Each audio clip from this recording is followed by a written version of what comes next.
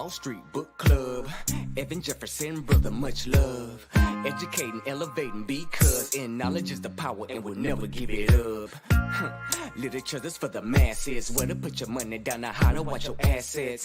Yeah, uplifting others is a passion. My brother Evan, he will turn it into action. New Black Wall Street Book Club. You should come read with us. Yeah, we comprehend and discuss. If we all just come together, there's no limit for us.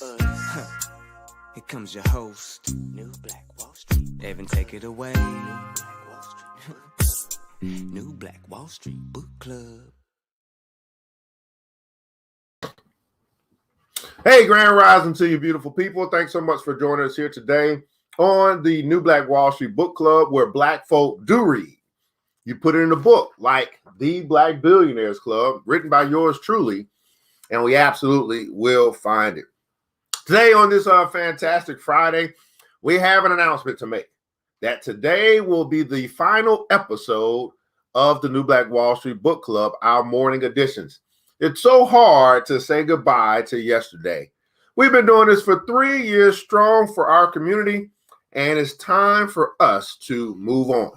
So, how befitting would it be that on our final episode, we would be talking about the richest Black person in the world. Now, I will say, in lieu of the New Black Wall Street Book Club's final episode, we will be bringing back Monday through Friday, 7 a.m. Eastern Time, the Black Money and Power Show, where we will be diving into this space called crypto to teach you about these coins that keep popping up all over the place. So we're excited about that. But at any rate, I'm your host, ERGJ, your certified global financial educator, CEO of ERGJ Enterprises, the Black Bazaar, and international best-selling author of the book, The Black Billionaires Club, the book that we're reading here today. And the book that I wrote, guys, is a study of Black wealth. It's a study of the 12 richest Black people in the world today and how they built their wealth. And I just truly believe that if you want to be wealthy, big if, but if you do, I recommend that you study wealthy people. And you can begin that study by picking up a book that a brother wrote, a book that discusses, teaches, explores how these 12 Black people built their wealth. You can find that book by going to the website, theblackbillionairesclub.com, theblackbillionairesclub.com. Over 5,000 copies of this book has been sold. 5,000 copies without Amazon. 5,000 copies, not necessarily by myself, but let's just say by myself. How did I do that? Well, I found that there are some people who are interested in Black wealth. Not everybody. That's okay. But there are some. And that's what matters. The few. The few. So you can find that book, man. We do have about 6 copies left. We will not be printing this book anymore. That means it becomes exclusive to those who have it. It's also available in ebook version if that is your choice. That you like to read via ebook, and it's available in French, in ebook and audiobook for our brothers and sisters in the diaspora. Pick up your copy today. It's roll call time, beautiful people. Let's find out who's joined us here today. Hit the like button, share button, subscribe button, follow button. If Black wealth is important to you, you would do that. If reading is important to you, you would do that. If it's your brother, if you are your brothers or your sister's keeper, you would do that. But again, it's the few. I'd like to find out, man, where you connected from, know what city, what state, what country, what city, what state, what country you might be joining from here today across when it comes to your laptop, your mobile device, or your PC. We're broadcasting from the virtual studios here in Decatur, Georgia. That's right, Decatur, where it's greater. And also across the World Wide Web in the Facebook and also YouTube, understanding that global, worldwide simply means global. We've been very fortunate to connect with brothers and sisters all over the world. We've been very fortunate for this book to have traveled to 6 different countries. We've been very fortunate, right? Or I guess you could say blessed to connect with you guys all over the world. So we have students from all over the world. And so we'd love to know just where you might be connecting with us from here today. Go ahead and put your city, your state in the comments below, city, state, country in the comments below, so we can just see how far our reach is here this morning on Fantastic Friday, as we are going to discuss the richest Black person in the world. What's going on, brother Antoine Lowry, my star student is the building. Thanks so much for joining us here today on the New Black Wall Street Book Club, the final episode. Sedley Henry is in the house, man, from Boston, Massachusetts. Thanks so much for joining us here today on the New Black Wall Street Book Club, the final episode. Good morning to you. Miss Felicia Gardner is in the building out of Marietta, Georgia. Thanks so much for joining us here today on the New Black Wall Street Book Club, the final episode. Trey Max is in the building. Now, the Tampa Bay, is that Tampa Bay? Is that really a place?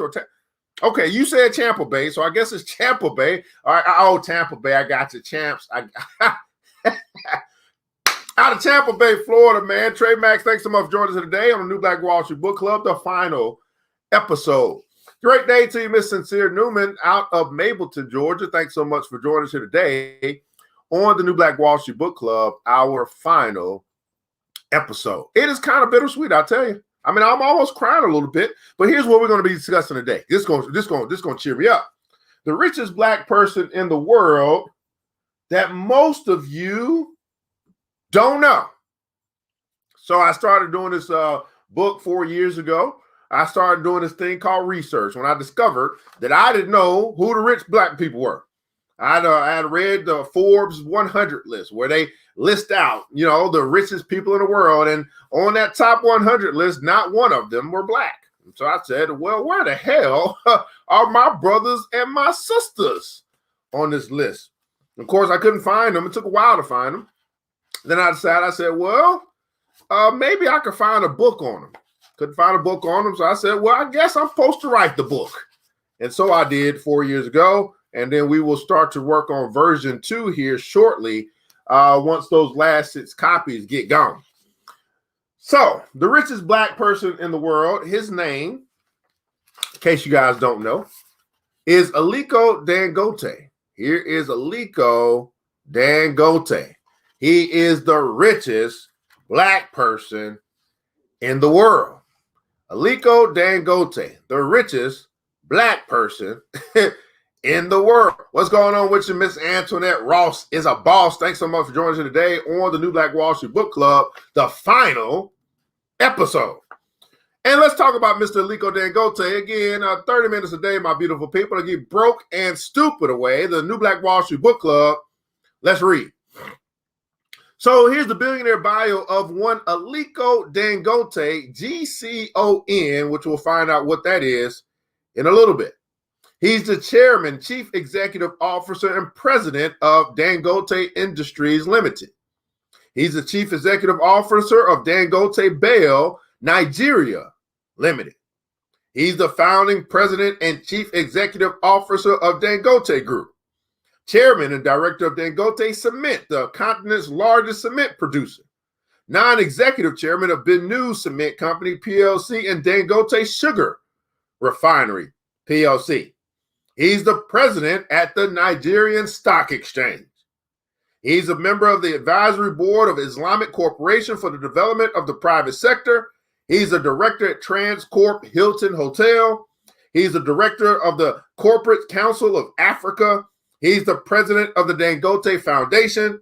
He's a board member of the National Council of Nigerian Vision, Mohammed Bello Endowment for Justice and Jurisprudence, Kano Foundation, the Nigerian Economic Summit Group of African Petroleum PLC, National Investment Promotion Council, and the Heart of Africa. The richest black man in the world seems like he is pretty busy, right?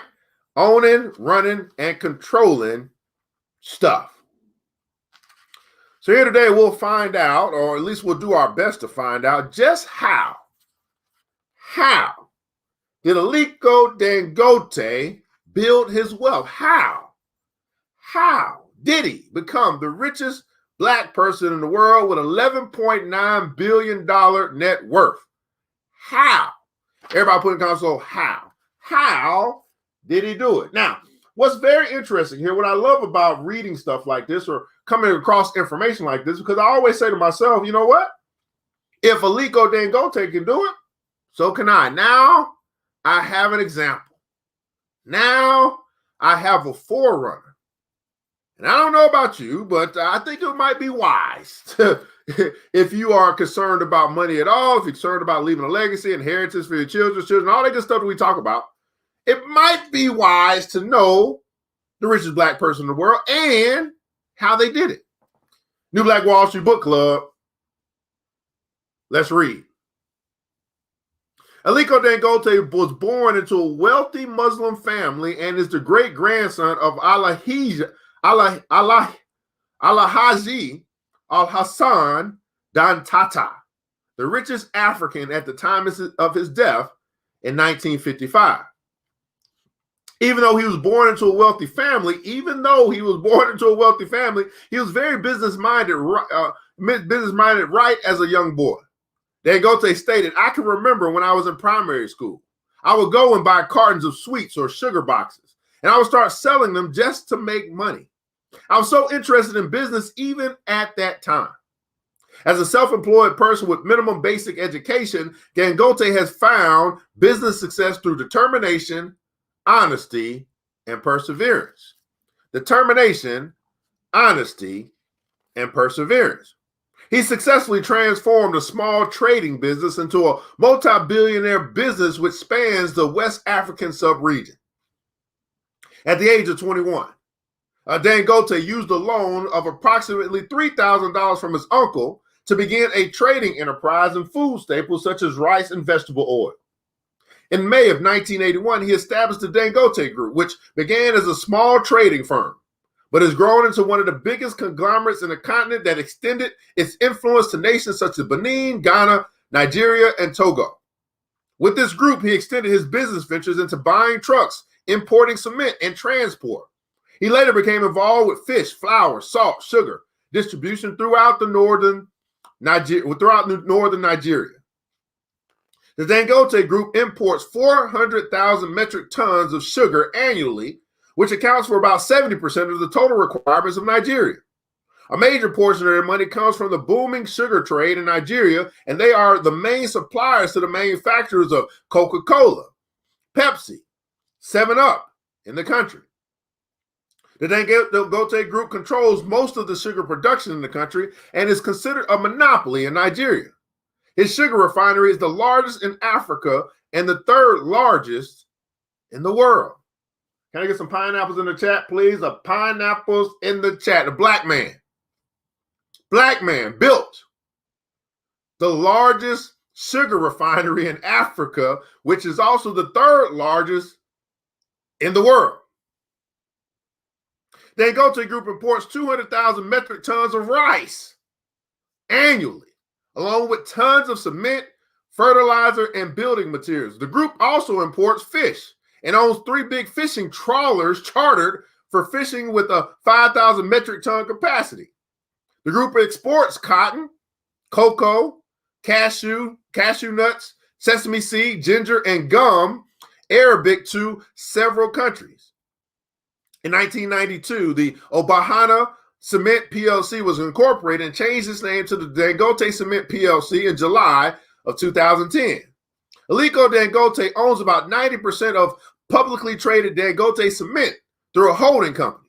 Dangote Cement is a subsidiary of Dangote Industries Limited and is the largest company traded on the Nigerian Stock Exchange.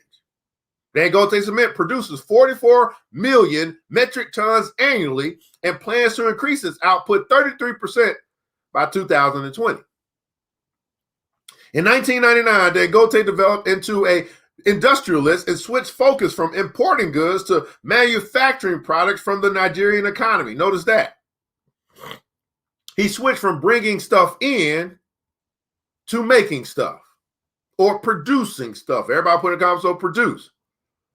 He switched from importing stuff that they needed, I guess in Nigeria, to actually making the stuff that they needed in Nigeria. Now, what a shift that is when you start getting from trade to production. What a shift in income that is when you go from buying to producing. Let me say that again. When you go from buying to producing. At some point in time, you say, you know what, damn, I'm spending all this money to buy this stuff from the white man. Why don't I just make it? He makes it too. I can figure out how to make this stuff. Produce. He switched focus from importing goods to manufacturing products for the Nigerian economy. He and the Dangote group plunged into a construction program that was originally focused on flour mills, pasta factory, and a sugar refinery. In 2000, the group acquired the Benu Cement Company, PLC, from the Nigerian government. Dangote started venturing into the telecommunications sector, investing into close to 14,000 kilometers of fiber optic cable that will be able to provide high-speed internet to the people of Nigeria. Dangote is a nobleman who wants to serve his nation. He once said, "Let me tell you this, and I want to really emphasize it. Nothing is going to help Nigeria like Nigerians bringing back their money. Nothing is going to help Black people like Black people bringing back their money. Nothing is going to help Nigerians or Nigeria like Nigerians bringing back their money." Now, I find this interesting because it's 2021, and we're still trying to convince Black people to spend money with Black people. Anyway, that's not what this is about. Let's keep going. If you give me $5 billion today, I will invest everything here in Nigeria. This is what the richest Black person in the world had to say. Let us put our heads together and work. Today, the Dangote Group is involved in diverse forms of manufacturing. Dangote Textile and acquired company Nigeria Textile Mills PLC produces over 120,000 meters of finished textiles daily. The group has a ginnery in Katsina State with the capacity of 30,000 metric tons of seeded cotton annually, along with the sugar refinery in Lagos. It also has another 100,000 ton capacity sugar mill in Hadea in Jigawa State. The group has a substantial investment in the National Salt Company of Nigeria and owns salt factories at Apapa and Calabar. Other Dangote Group investments include a polypropylene bagging factory, a distribution network of over 600 trailers, a vehicle leasing unit with over 100 fully air-conditioned commuter buses. It is also into real estate with luxury flats and high-rise complexes in Ikoyi, Victoria Island, Abuja, and Kano. Dangote Foundation is the philanthropic arm of the group where yearly he spends millions for worthy causes such as contributions to educational and healthcare institutions, sinking of boreholes, and giving of scholarships.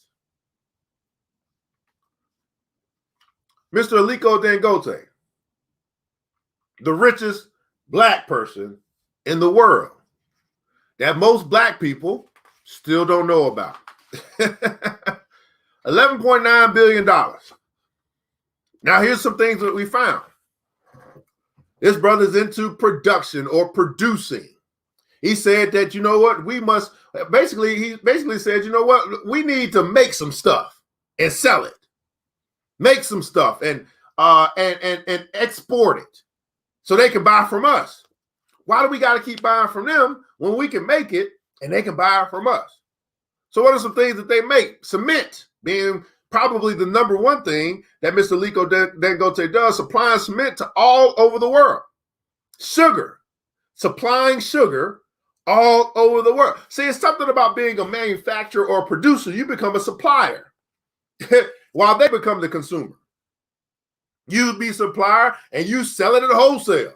And they buy it and then they do whatever they're going to do with it, make whatever they're going to make out of or resell it.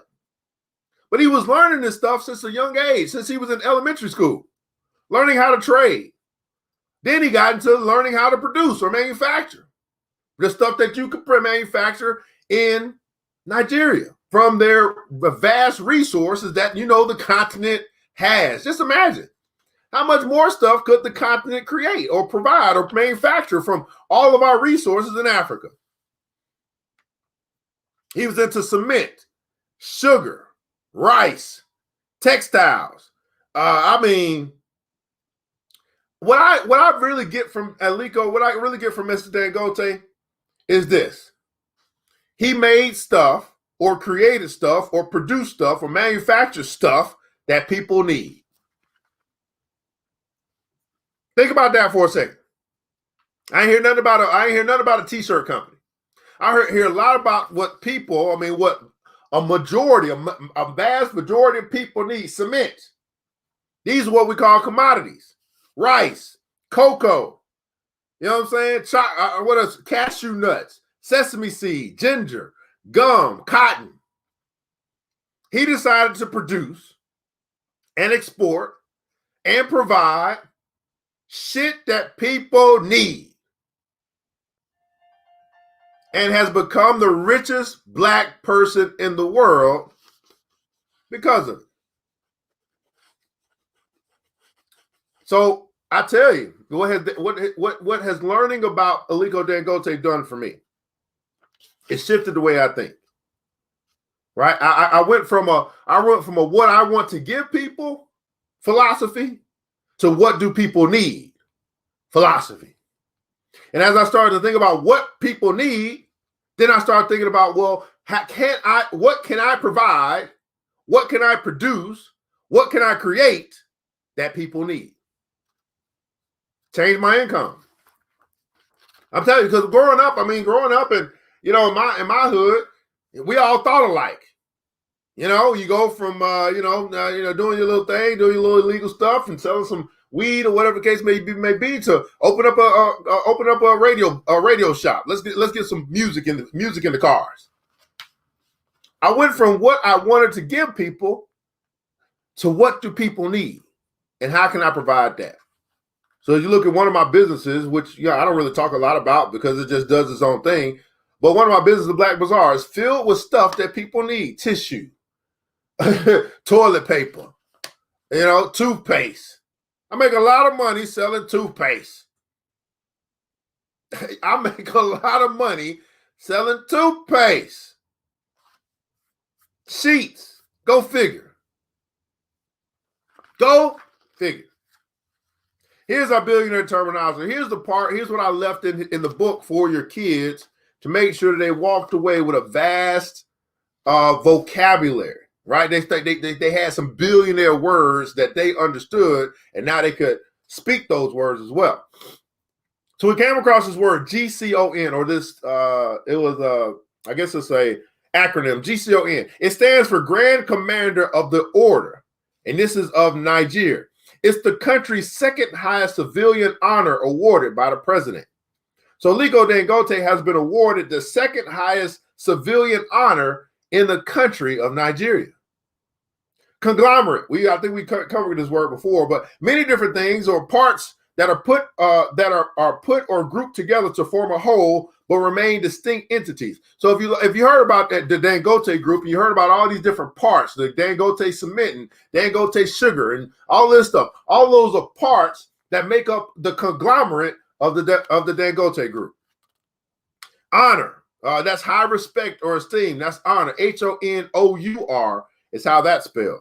Monopoly. The exclusive possession or control of the supply or trade in a commodity or service. And we heard that the sugar company that Aliko runs in Nigeria, being the largest sugar refiner in the world, the third largest in the world, is considered a monopoly in Nigeria at this point. Import, bring goods or services into a country from abroad for sale. So as we went from import, Mr. Dangote went from importing, bringing stuff into the country, selling it to the people. Then he switched and he said, you know what? We're going to stop buying stuff from all the white folk. We're going to start making stuff. And that's where we get to the word manufacture. Make something on a large scale using machinery. Make something. Everybody put in console, make something. Make something. Now, a good book says that God has given us the power to create. Create simply means make. He's giving you the power to make something, to create, or for you to build wealth. And I believe that Mr. Dangote has done just that. He makes something, and he keeps getting richer year after year after year.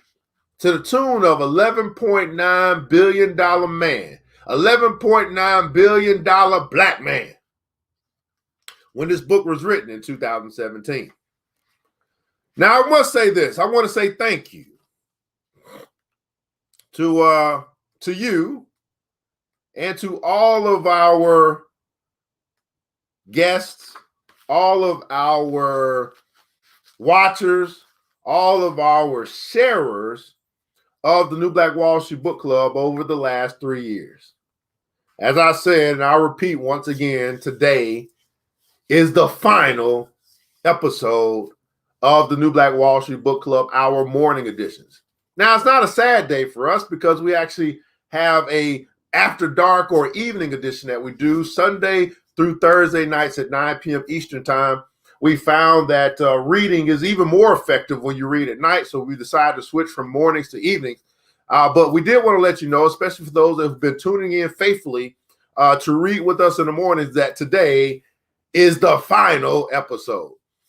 We will be replacing this show, bringing back our Black Money and Power show. We will be focusing at least the first 3 months teaching our people about crypto. Obviously, that's a big thing now. It's something that most of our people do not understand, do not know about. So we will be, again, providing something that our people need, doing the exact same thing that a black billionaire did.